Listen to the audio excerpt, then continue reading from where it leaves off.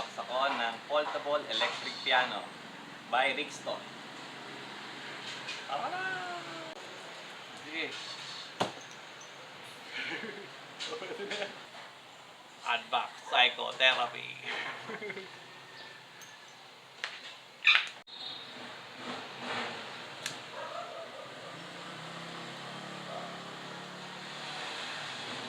Ito lang.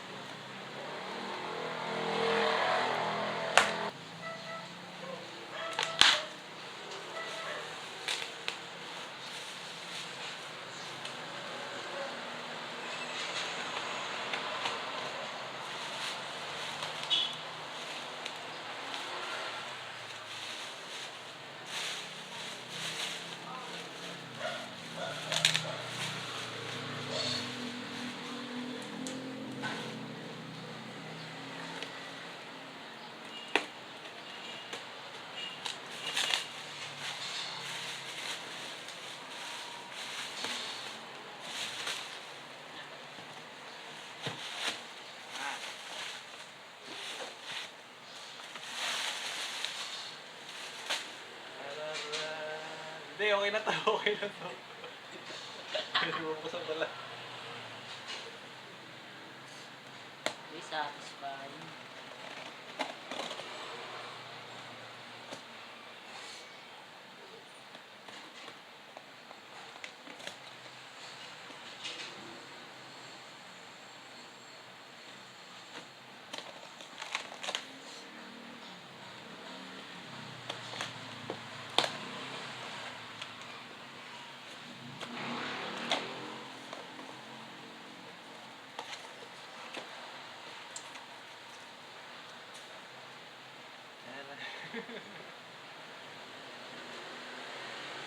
May kasama na po siyang bag.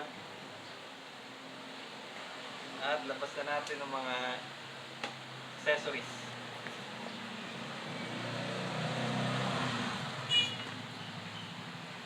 May sheet stand.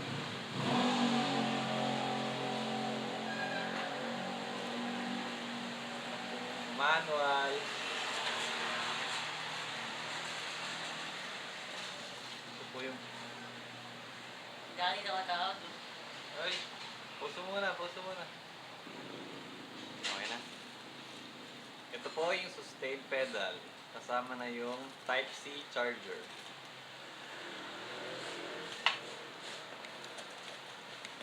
Ito na, ito na.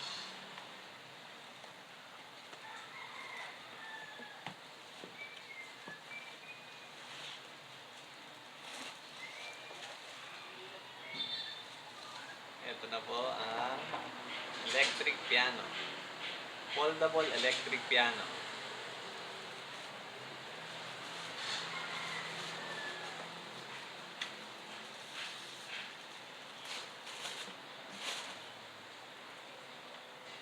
Rixton. Foldable electric piano. Tetest po muna natin at i-assemble. Ngayon, ipapaliwanag ko naman ang kanyang interface at function. Sa interface niya, meron siyang sustain o yung saksakan ng sustain pedal. Pwede mo rin siyang saksakan ng microphone. Meron ding MP3 audio input interface at audio output interface para sa headphone. Marami rin siyang function. May volume. Gaano katakas yung volume ng output ng volume ng keyboard. Meron siyang demo. May mga songs siya na naka-record sa keyboard mismo. Pag pinindot mo yung demo, ano siya, magpe-play. Meron din siyang rhythm. Iba't ibang klaseng rhythm din na pwede mong sabayan habang tumutugtog. Sa tone, meron siyang 127 na tone. Kaya marami kang pagpipilian. Meron din siyang transpose. At meron siyang tempo. Para siyang metronome. Built-in na metronome. Pwede ka rin meron din siyang mga chord na pwede mo siyang i-play habang tapos ikaw maglalagay ng melody. Meron siyang record. Pwede mo i-record yung tinutugtog mo.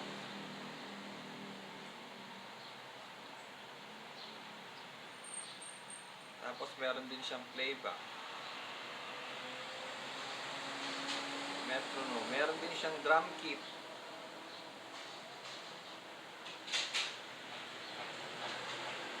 Para pwede kang mag-drums habang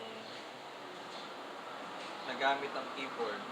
Pwede din siya sa MIDI. Maganda dito, pwede siyang i-connect sa cellphone. Tapos yung effects ng cellphone, pwede mong gamitin na effects ng keyboard. Meron din siyang Bluetooth function. Pwede mo i-connect sa cellphone o sa mga ibang devices. Ayun lang. Ngayon naman, i-demo natin ang keyboard ng electric piano ng Brixton. Ngayon po, i-demo na natin ang electric keyboard na Brixton.